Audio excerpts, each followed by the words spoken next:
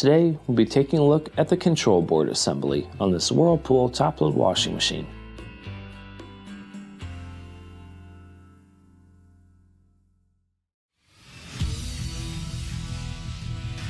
Be sure to visit ApplianceVideo.com, where you will find thousands of repair videos on the latest technology. And for a limited time, you can save big on an annual membership and take advantage of all of our premium benefits.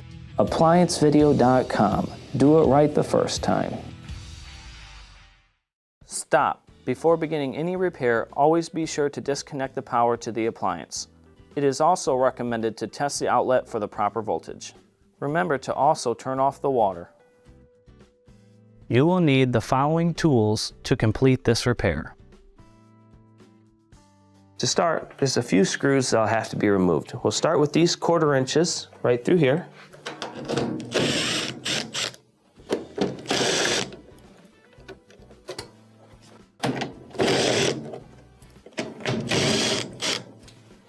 And then we'll have to remove this plate. So take out the screw, pull out on the plate, set it to the side, and now we'll return to the front. Now back at the front, we'll need to lift the top in order to remove the console. In order to do so, you're going to need a flat blade screwdriver, and what you'll do is you'll put it on the front edge and twist up while pushing forward. So twist, push it forward. It's going to pass a small lip in the front. And you will need to use a screwdriver to do so, but twist prior to even pushing forward, and then you'll see both sections actually come forward. Then you'll want to kind of jiggle and lift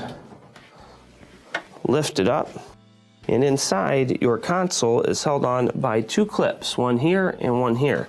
You will pinch in and lift up, pinch in, lift up. Let's let the top down. Just kind of line it up so it's sturdy. And then we can start to lift the console up and roll it forward. Then you have one Molex holding it on. You will pinch it, pull it off, and set the console to the side. Now that we have the console removed, we have clear access to the control board here. Now there are various reasons why you would be replacing your control board, anywhere from in particular part failure, where maybe you have tested the voltage at the part and found that you have no voltage from the control board, or it may not be powering up. One easy thing you can check here is if you have voltage coming in. You can actually check between these 2 prongs and see if you have 120 volts, as this is what feeds the board. If you do, and it's not powering up and you do not have voltage going to the UI, of course they'll need to be replaced. Now, in order to replace the board, first we will remove all of the Molexes here.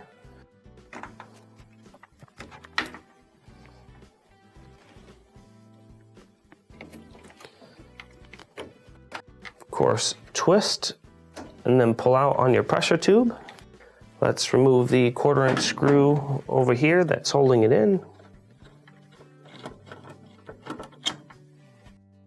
And then we'll start to lift up on the board. Just move your wiring out of the strain relievers here and set it to the side. When installing your new board, first we will slide in the sides here and then drop it down into place. And try to line it up here where the screws will fit in nicely. Reinstall the 1/4 inch.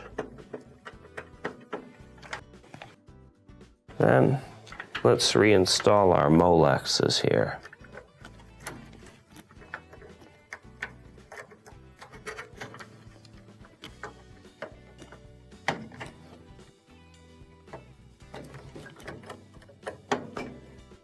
The pressure tube, slide it on, twist it back and forth a little bit to give it a good seal. Push all of the wiring back under your strain relievers here. And of course, reinstall our last Molex. Now we can reinstall the console. When reinstalling your console, first we will plug in the Molex and then swing it in the back. We will let the back in first. There are 2 teeth, and then once it's lined up, press down clip it into place. Then we can reinstall the top here. Now, reinstalling the top can be rather difficult. You'll want to get it as close as possible to lined up on both sides. And then you will pull it forward, push down, and slide it in to lock it in place. Now we can return to the back to reinstall the screws. Now on the back, let's start by reinstalling your plate. Put the teeth in the frame, swing it over and reinstall the screw. And then let's do the other 1/4 inches that are around the perimeter.